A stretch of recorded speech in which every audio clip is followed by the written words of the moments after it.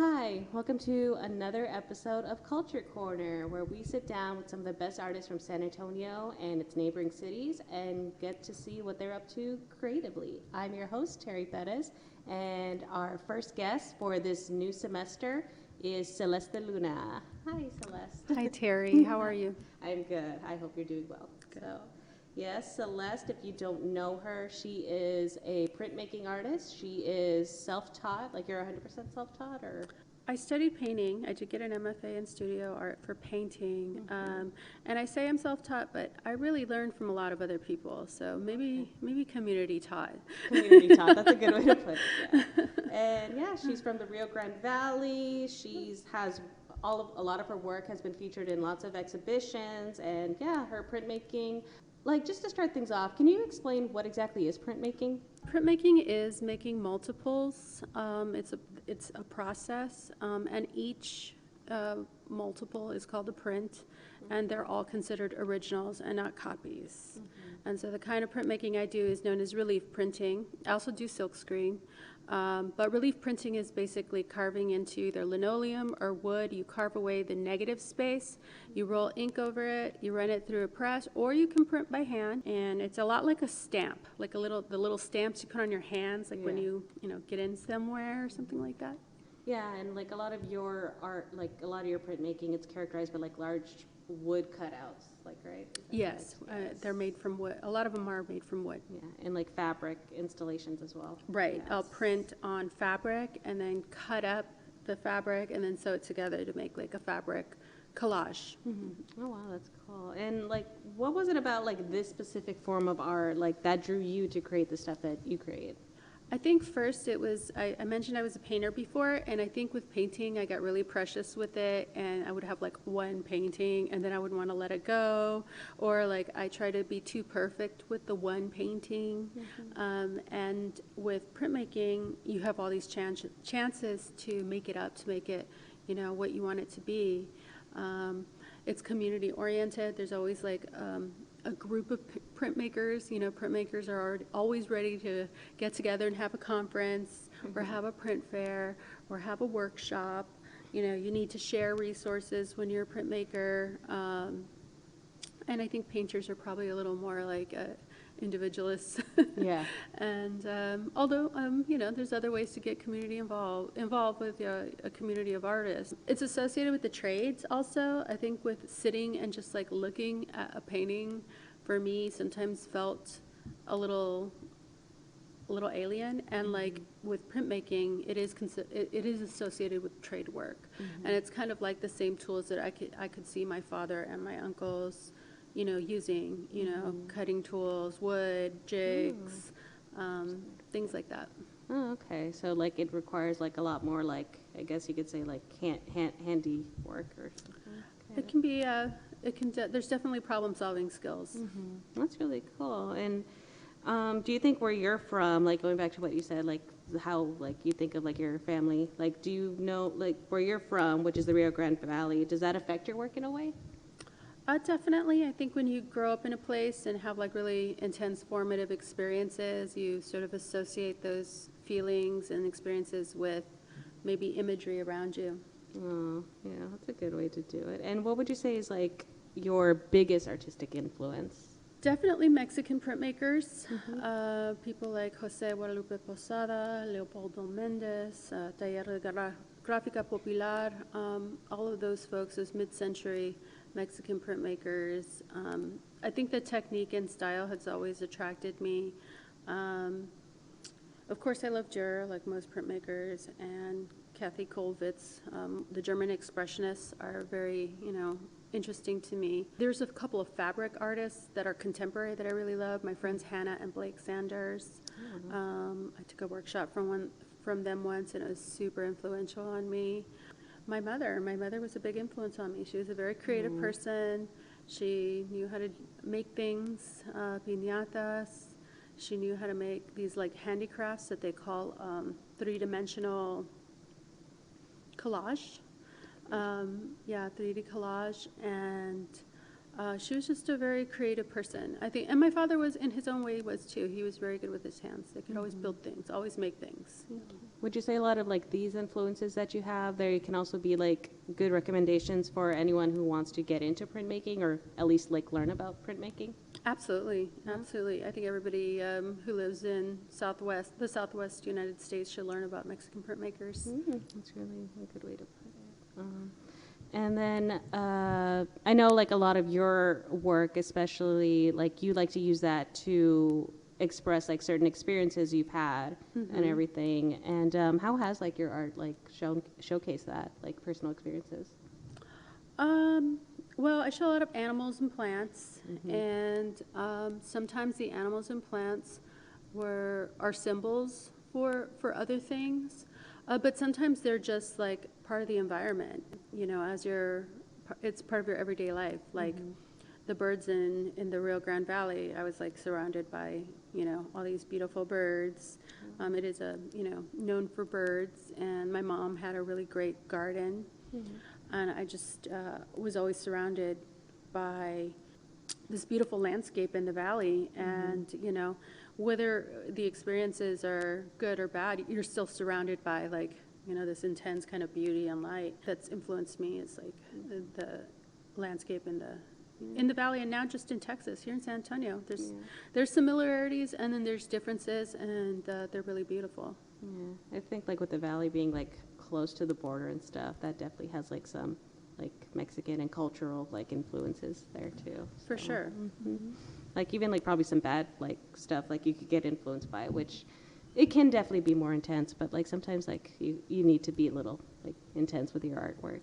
So I've shown the lived experiences of people living on the border, people that are family members, that are friends, things I've experienced myself. Yeah. And would you say like your art draws more attention to visuals displaying thoughts that you can express? Like I know there's some people like to use art to like visualize like some thoughts that words can't. Or do you think like it's more like coming up with like a body, I guess you could say for lack of a better word, like for like certain concepts? I think earlier when I first started making artwork, a lot of the artwork I was making was trying to articulate concepts that maybe didn't even have a whole lot of names. And so that was one of the things. I made a lot of images trying to like understand things about mixed documentation status families for a while. And making images about that helped me understand like, oh yeah, this is a thing that can affect the way a whole family operates. So I think at first, like I said, it was something like that, like trying to figure that out. And that was like back in 2018 when we didn't have like the word mixed documentation status families. Like I had never heard the word until more recently. And now I think it's sort of like shifted a little bit. Like now some of the work is more personal, but even as your work becomes more personal, it also can become more universal. Because like the things that you experience, other people have experienced them too. Yeah, I know that was definitely like a really big issue too. Like really like that's really awesome. like for you to do that. So I know that was like definitely an issue for a while, and I'm sure it still is. So Right. yeah, and yeah, I could definitely agree with you, especially with the English language. There's certain concepts that we don't have a lot of like words for and everything. Yeah, so. English is tricky. It definitely is. I feel like I'm still learning it, and I'm an English major, so. Well, it's not our language. No, it's not. And one of the things I did notice, and I do appreciate with your artwork, is that it does, like how you mentioned it, like fuses like animals and landscapes together, and even like people. So it's kind of like all of those three things, they like fuse together. And is this like to showcase like different environments and everything, whether they're natural environments or like environments you could see in society and everything? I definitely think that the work does show different environments, but it also shows like just ideas that I'm thinking about or things that I wish, or sometimes they're like completely like fantasy based. Yeah. Like I have like some imagery on like Toadzilla versus LNG, like, and that's like a futuristic image that is about like, Texas animals. like sort of becoming like these science fiction animals. And so I have like Toadzilla. He's like a Texas horned toad, and he's grown really big, and and so I just use these ideas to kind of express different things about like my concern for the future. The futuristic imagery is directly based on things like that. Yeah, I saw that one of your influences is like science fiction and everything, like And definitely horror. and for sure, horror, yeah. which that's really cool. Like, because I'm a big horror like nerd. Like, I don't know too much science fiction, but I know sometimes with certain concepts, like it can get a little science fictiony, especially like when you want to talk about like how society is currently and stuff. People really lean towards the science fiction route. Sometimes even horror. Well, I feel like if Alien like kind of blends, the Alien series really blends those horror and science fiction things, and it's like, it's about a woman and her cat, and this monster she's fighting, and nobody believes her, and then this idea of being like like the scariest thing that somebody could come up with was this idea of carrying something within you. Yeah, I think that was actually like something they did talk about with those movies. Is that like it is like about on some level it's about unwanted pregnancies. So. So or like unwanted something. Unwanted control of your body. Oh, that's a good way to put it. Yeah, like. So I'm guessing like Aliens also has been a big influence on that. Apparently so. I guess I've thought about it a lot. It's a good movie franchise, so, and you could always learn something from Ellen Ripley. So she's awesome. I agree. Yes. And has art like helped you with other aspects of your life, or maybe just like life in general and stuff? I definitely think it helps me connect with other people. It helps me understand the world around me, celebrate. I get to support other people too. I get to go to their events and see what they're doing, and it's a way to connect. Yes. So I really appreciate that, and a way to celebrate. Yeah. Art can do a lot of different things. It really can, and I know yours also like you kind of use it to like, but going back to concepts and stuff, you also use it to embody like not just like certain topics that society likes to steer clear of, but also mental like health. Like I know you used it to to talk about to express disassociation and ADD. Sorry. Right. Why do you think that's important to do that, especially like through art? I am not. I mean, I don't know that it is important for every artist or even everybody. I know it's important to me, and so it's a way to kind of deal with things and also to understand others. So if I'm making an image about something, I'm thinking about it. I think when people don't realize that when an artist is actually making an image, you're not. It's like nothing is not going through your head. You're thinking about ADD or you're thinking about mental health as you create that image, and like and going back through all those experiences that you've had with that particular issue, and it'll affect you. Like it'll be like, oh, that's why I acted that way, or that's why they acted that way. And maybe if I did this, and you do research, a lot of artists do research. You read about the topic, you look at other works that artists have created in that topic, and hopefully you learn something while as you've made the work. You're going to learn something about yourself, about the topic, and hopefully about other people. Yeah, I think it probably also goes back to like how art is like a way to express like things that words can't, because there have been people who try to discuss their symptoms with certain mental health, and then people, they don't really respond well to it. They're like, oh, those are just typical symptoms of whatever. So probably like that art's a good way to like actually like show an example of like how one can feel, like especially if they're going through a mental health like issues and everything. For sure. Yeah. And I know you've also, going back to science fiction, you've also explored like your concerns about the future through your art. And do you think there's always going to be something to worry about when it comes to like society and its future and everything? Oh, for sure. I think so. Yeah, I think so. I mean, people are constantly trying to balance. We're always trying to balance. Change is constant. Yes. So I think people and the environment and animals, and we're always going to try to coexist with each other. And we just got to figure out ways to do it in a way that's healthy for everybody and the environment too, and for other living beings on the planet. Yeah. I mean, as long as it doesn't turn into something scary like 1984 or even Planet of the Apes. Right. Yes, that would be kind of weird. And do you think your art so far has done a good job of like displaying like some of these concerns or thoughts you've had about? I think sometimes I've had some good ones, and then Yeah. I think sometimes I've made artwork that, you know, I don't know, maybe hasn't always, like, I think it expresses what I want it to express, and then maybe other people see it differently. And I think that's okay. Like, Yeah. you know, not everybody is going to, like, you're not always going to, you know, nail it right on the head, you know. And that's part of being an artist, is like making artwork that isn't exactly, you know, isn't perfect, isn't great, isn't whatever, you know, like, you know, you're a human being, you've got to make stuff that sometimes is, you know, imperfect. Yes, imperfect, open to interpretation. Open as to well. interpretation, So- imperfect, can be misinterpreted. Yes. So. So I was gonna say, so you have like no problem like when you create a work and like you already have like the idea in mind and stuff, but someone looks at it and it's like a different idea completely of what you thought. You're fine with that. The viewer has their own point of view. You cannot control other people. That's That true. is, you know, the hard lesson of life, right? That is true. Yes. You know, the viewer's interpretations are valid in their own way, you know, so no matter, you know, how misinterpreted or how different it is from the actual originator, yeah. Yeah. You've already answered this, and we've already talked about it throughout most of this interview. But like, how do you think art? Why do you think art is important to society?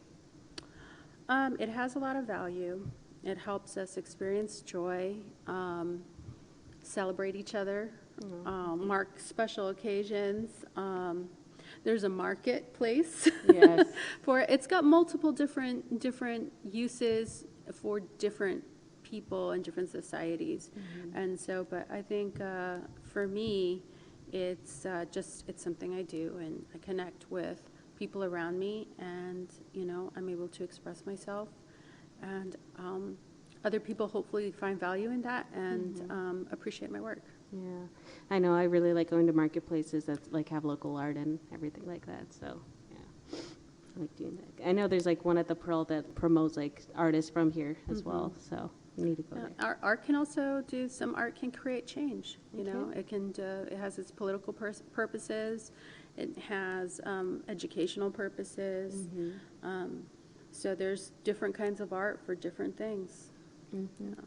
And going to that, you are an educator at Northwest Vista College, one of our Alamo colleges. How do you like to like use your work, like as an artist and stuff, to in your education field? Or what exactly do you teach at Northwest Vista? I teach printmaking and I teach art appreciation. And so with the printmaking, that's pretty direct, right? So I share my work with my students. I share the work of other people I know. Try to pass on my skills as best as I can. And then in art appreciation, I show my students how to look at art. We talk about vocabulary. I tell them about great events. One of my assignments is to go to a gallery. One is to visit an online gallery, and one is to go in person. And so I'll try to meet up with students sometimes and let them know where I'm going and if they want to meet up, and let them know what's going on, First Fridays, different galleries, and to be able to appreciate, like, there's so much great culture in our city, and there are some students who live here who've never been to a gallery or a museum, and it's that's their you know, their birthright, their inheritance. Like they live here, they get to you know, have it, you know, and not everybody is lucky to have it. So in their city, so I try to encourage them to get out and appreciate it.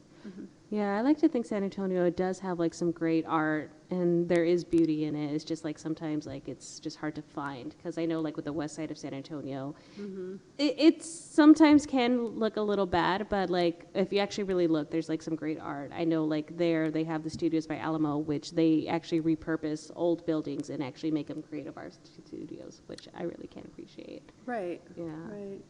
Yeah, well, you know, the mural program there is amazing. I think, you know, it's in that same tradition of the Los Angeles murals. Judith Baca, we have many great muralists in San Antonio, and their work is part of the city, and I think it's really great. Yeah, that's really nice. Yeah, I know. I've seen some murals. They're like really beautiful. And then there's, of course, the one that's in downtown San Antonio, like on the hospital, like with the mother holding onto the child. Jesse Trevino. Yes, that's like a famous one in San Antonio, which I always love. And how would you now like describe the current success you have as an artist and everything? How would I describe it? Yeah. I get to be an artist. I have a flexible schedule. I get to live in a great city. I get to make art almost every day, if not every week.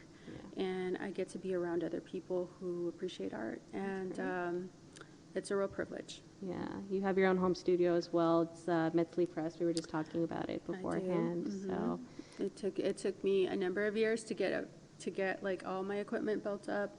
But you know, I'm almost 50 years old, so I get, you know, hopefully at 50 you have something to show for.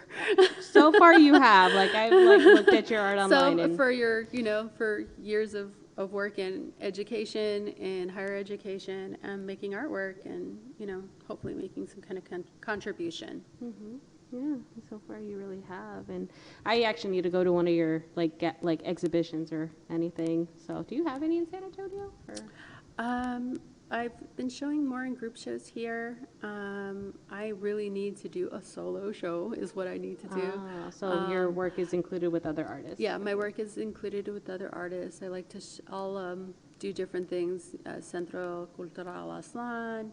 I'll be at Peace Market this year with Esperanza, Peace and Justice Center. And I am showing some work over in Chicago in November for Grabo d'Hollandia with I'm trying to remember their name.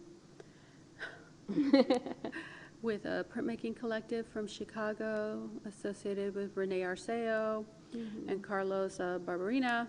And that's a great group of printmakers over there, and they are actually associated with, like I kind of consider them sort of like an outpost of TGP in the United States, which is really cool. Wow, so that's a lot of the stuff that you've been up to lately and everything? Yeah, just making hopefully making more work. Recently, my father passed away, I was really involved with his caretaking, and I was his caregiver, and and then, you know, I find myself with more time, and so yeah. That's really good. And I know you also like to spend your time cooking and stuff, and you know, being an advocate for like street food and everything, which is great because I love street food. And I've actually been doing more eating lately here in San Antonio. Really? There's lots of places to test out. I do still cook a lot, but it's so fun to go and check out different things here in San Antonio. Really? 16 de septiembre, I've noticed they have that thing where they all the restaurants serve like that chile en nogada, and I went crazy for that for a while. Yeah. And so yeah. Wow, that's really cool. Yeah, because I really feel like there are a lot of great like places to eat here. We just don't really know too much about them. So the fact that you're actually going to check out street vendors and food trucks and everything. I go everywhere. Anywhere there's food. Anywhere where there's food. I like that. Nice restaurants, middle of the road restaurants, truck, you know, dives. I don't mind. Yeah, and you feel like as long as it looks clean. Yeah, as long as it looks clean. Yeah, okay. And like that's also like a part of the Tejano culture, which is also like you always try to like be a good advocate for, correct? Like with Tejano culture and everything. I would say that I do try. Yeah. I get involved in other organizations and cultural organizations. And I know you mentioned the Esperanza Center, like like not that long ago, which I really appreciate because I know they definitely do a lot as well. So right. I didn't know like you did that. That's really cool. Thanks. Okay. And well, I think that is all the time we have. Thank you so much for coming by and like just sitting down with me and answering all my questions. So you're welcome, Terry. Thank you so much for inviting me. Of course. So guys, if you want to check out Celeste's work, she does have her own website. It's CelesteDeLuna.com. I think that's www.CelesteDeLuna.com, and I'm on Instagram at Metzley Press, METZTLI. Yes. Press. It's like, what is that like is that Spanish or no, it's not Spanish. It's a Nawa word, which is like a moon goddess. Oh, okay. That's great. So it works with you because the Luna. So, yes, check her out on Instagram and her own website. I know she has her gallery there, like that you can definitely buy her art there. So I know I need to. Thank you. Thank you so much. Okay, until next time with Culture Corner. Once again, I'm Terry. This was CelesteDeLuna, and you guys have a good one. Stay creative. Bye.